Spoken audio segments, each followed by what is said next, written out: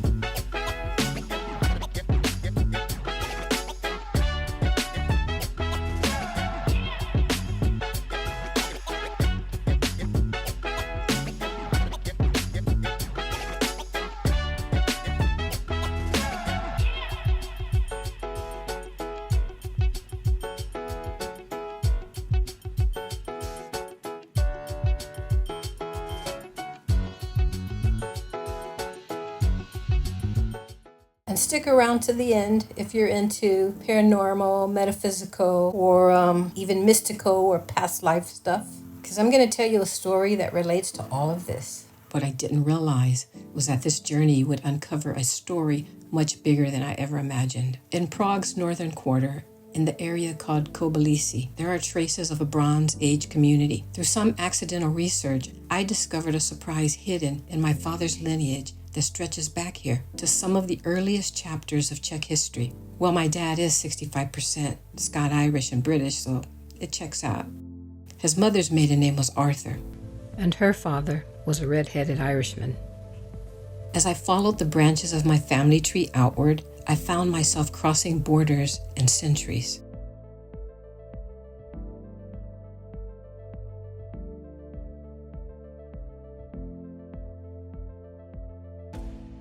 I uncovered connections to houses and clans all across Europe. As I followed the branches of my family tree outward, I found myself crossing borders and centuries. The House of Lippe-Detmold in Germany, rulers of a small but influential principality. The House of Audley in England, who rose in the Middle Ages and left their mark in castles and chronicles. The House of Telford in Scotland, tied to border families that lived through centuries of war and shifting kingdoms. The Clan Armstrong, known along the Scottish-English border for their fierce independence. Clan Hay, one of Scotland's oldest noble families, remembered in legend for defending their land with pitchforks. And Clan Donachie, which is the correct Scottish Gaelic name for Clan Robertson.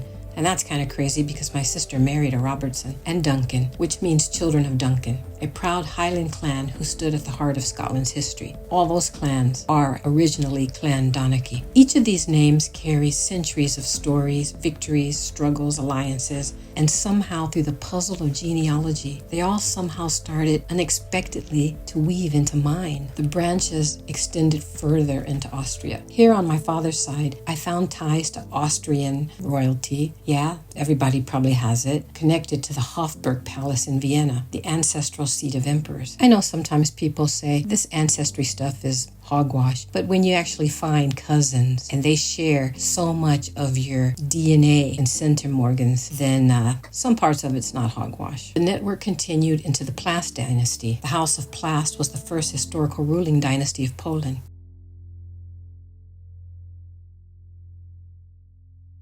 And yeah, I found Polish cousins too. And then into Scottish families like Clan Ware. Every new discovery showed me just how far and wide these connections spread, and just how far and wide my ancestors traveled when they left their homes and came to America. And the remarkable part is this: I didn't come to the Czech Republic to find ancestry.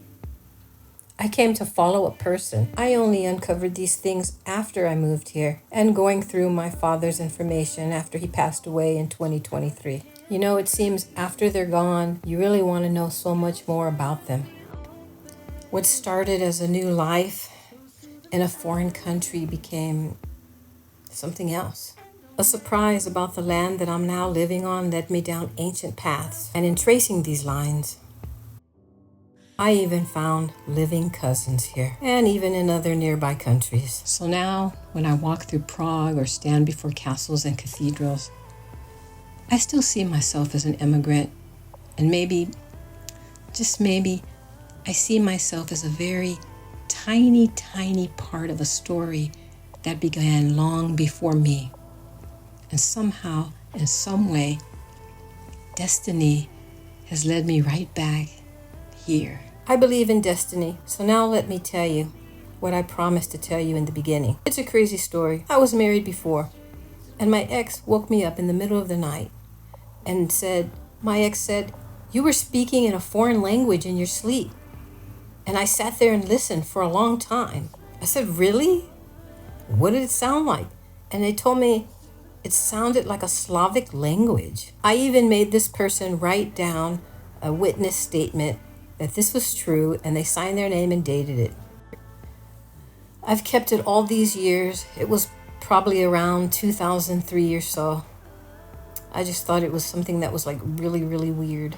That was not at all on my bucket list or my to-do list. I swear on my father's grave that this is the truth. Maybe it was a past life thing. I don't know, but here I am. And I know that I don't look like what others would expect someone who has some roots in this part of the country would look like, but I am what I am. But I can't help it, to be honest. I don't really relate much to Bohemia as much as I do to Moravia and the Moravian people. It's said that they are a warmer people, and I think it's true.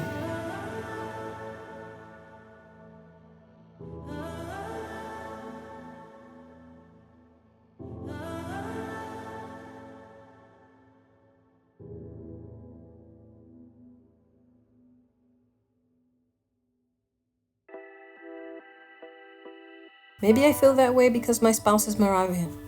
I don't know.